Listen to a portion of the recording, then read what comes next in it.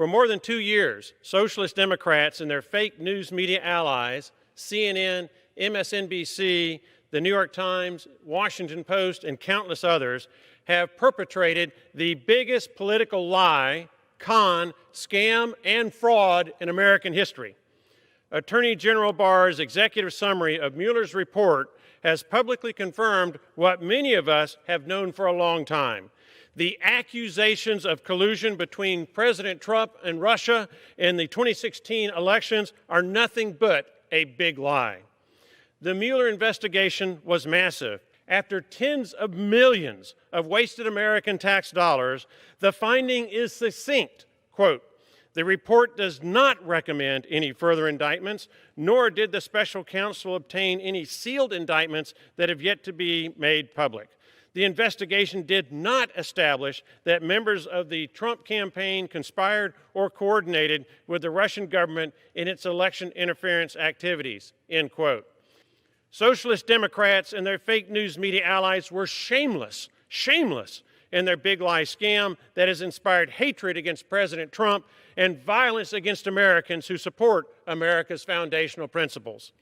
If socialists and the fake news media had any honor, they would cleanse their souls and atone for their sins by uttering mea culpas and apologizing to the American people for the fraud and scam committed. More likely, however, they will double down and propagate even more big lies, because doubling down is essential to big lie theory. In that vein, I quote from another socialist who mastered big lie propaganda to a maximum and deadly effect. Quote, "In the big lie, there is always a certain force of credibility because the broad masses of a nation are always more easily corrupted in the deeper strata of their emotional nature than consciously or voluntarily. And thus, in the primitive simplicity of their minds, they more readily fall victims to the big lie than the small lie, since they themselves often tell small lies in little matters, but would be ashamed to resort to large-scale falsehoods. It would never come into their heads to fabricate colossal untruths, and they would not believe that others could have the impudence to distort the truth so infamously. Even though the facts which prove this to be so may be brought clearly to their minds, they will still doubt and waver and will continue to think there may be some other explanation," end quote. Who is this big lie master? That quote was in 1925 by a member of Germany's National Socialist German Workers' Party. That's right, Germany's Socialist Party, more commonly known as the Nazis. The author was socialist Adolf Hitler in his book, Mein Kampf. Mr. Speaker, America can either learn from history or be doomed to repeat it. To be clear, yes, this is a Republican congressman quoting Adolf Hitler on the floor of the United States House of Representatives. That's where the GOP is fielding their quotes now, from the Nazis. Also worth noting, in this quote, Hitler is accusing the Jews of telling a big lie, which is that they blame the loss of World War I on Erich Ludendorff. And Mo Brooks is accusing the Democrats of telling a big lie, that Trump colluded with Russia. In other words, in this analogy, the Democrats are the Jews, both accused of telling a big lie, and the accuser is Hitler, or in this case, Republican Congressman Mo Brooks.